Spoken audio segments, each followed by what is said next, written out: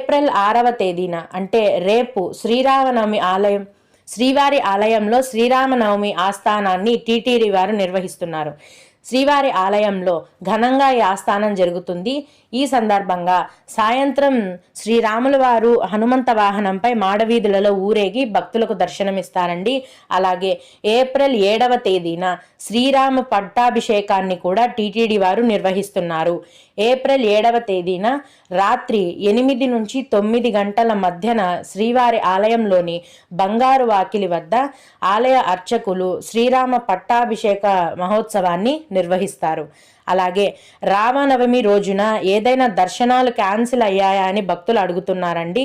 లేదండి, దర్శనాలను ఏదైనా క్యాన్సిల్ చేస్తున్నట్లుగా టీటీడీ వారి నుంచి ఎటువంటి సమాచారం కూడా రాలేదు. కాబట్టి శ్రీరామనవమి రోజు కూడా అన్ని రకాల దర్శనాలు యథావిధిగా కొనసాగుతాయి. రికమెండేషన్